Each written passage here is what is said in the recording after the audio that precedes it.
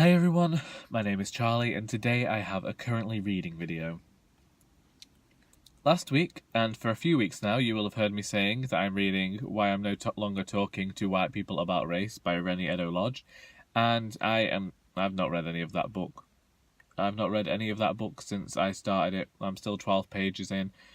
I really want to read it, but I'm struggling with the drive to read at the moment. Next, I am still listening to what's it called? Nevermore by Jessica Townsend, and I'm really enjoying this. I heard a few people say that it reminded them of Harry Potter, but upon listening, I can't help but be more reminded of Diana Wynne Jones and with the humour and with this world that she's created and with the kind of absurd things that are happening. It does remind me a lot of Diana Wynne Jones with her works, and I am very much enjoying that. I think it's like a perfect blend of all these different stories, and it has me asking a lot of questions, which I might actually put to you at some point, but currently I'm just enjoying it for what it is.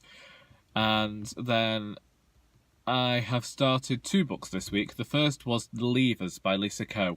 And I'm mentioning this book because I'm 100 pages in and I don't know whether I ought to just give up. Because whilst the writing, it does everything that good writing should do, whilst Lisa Ko definitely knows how to tell a story, I can't help but feel like there is no individual authorial voice here, and that has become something that I'm like in desperate need of in fiction, because writers can write. That's that's the thing. Writers know how to write. They know the basics of writing. But this is becoming a complaint for me recently, is that I need more. It doesn't just. It's not just enough to know how to properly edit a story and to craft a story if there is no individual voice anymore. And I'm fed up of reading samey books. And Lisa Ko's The Leavers, so far, you could read The Knicks by Nathan Hill from last year, or whatever his name was. You can read Harmless Like You can read The Patriots. It's become such a big thing in fiction at the moment to have this sort of narrative about parents leaving their children, that when the writing is just the same as every other story that I'm reading, unless it is absolutely superb and has its own different voice and it's telling me something different, then I really don't have any time for it. And I thought that this book was going to be extremely interesting because it is about a Asian child who is being brought up by English parents who are like adoptive parents who are trying their hardest to try and make him assimilate to being English. And the times when it's like talked about his like struggle with like the difference between him and these new parents, that's fine, but otherwise I'm like, there's nothing here that I don't get in every sort of American story about a disenchanted young man. I mean, we all know, I could not believe it when it was like, he wants to perform music, but his parents aren't going to support him at college if he does that. I just, I really, are we going to do that? Are we going to use this same tired cliche that we've had for 50 years, in promoting this idea that by heading towards a creative career, you are somehow like hindering yourself? Are we really going to do that? So I honestly am struggling quite a lot with that book. On the opposite side, I picked up a book just by chance in the shop the other day called In the Approaches by Nicola Barker.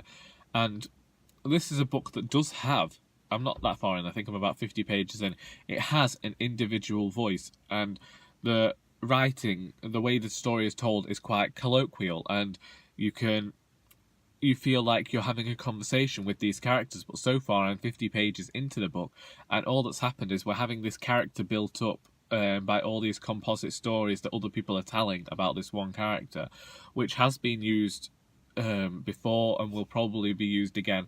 Lincoln in the Bardo famously did it last year, and everyone thought it was doing something new and revolutionary, and it wasn't. It was just a chorus line telling the story. But let's not go there.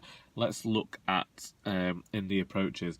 But having only gone 50 pages in, I'm like, here, like, where's the story? You've told me there's a story on the back, but when are we going to get there? And I don't know whether that's... I can wait for the story, I think, because I am enjoying the voices, but like putting that against The Leavers, that's a great story for like being colloquial and for having this separate different voice. And then you have The Leavers there that has the same authorial voice that I am seeing everywhere, and it's like it's just the way to tell a story. Description that somehow relates to the narrative. It gives off an air of atmosphere, so like it could be the brightest day ever, but if you want it to be like stifling, you'll call it stifling to give off this mood like your character's feeling a bit disenchanted. If it's supposed to be like this really bright day and the character's feeling extraordinarily happy, then you're using that to fit the mood. And then you know, it's like when CSI used to put a blue filter over everything. That's what I'm getting with prose nowadays, and I find it boring as heck. And maybe I wasn't supposed to rant in my currently reading video about this. Maybe I should have saved that for something else. But honestly, I am so bored with fiction that isn't trying anything different. Anyway, what have you been reading this week? Feel free to tell me in the comments. Also tell me whether I should continue with The Leavers. After what I've just said about it, I'm not sure I will be doing, but please do tell me whether it's worth it. I hope you enjoyed this video, and until next time, that is all.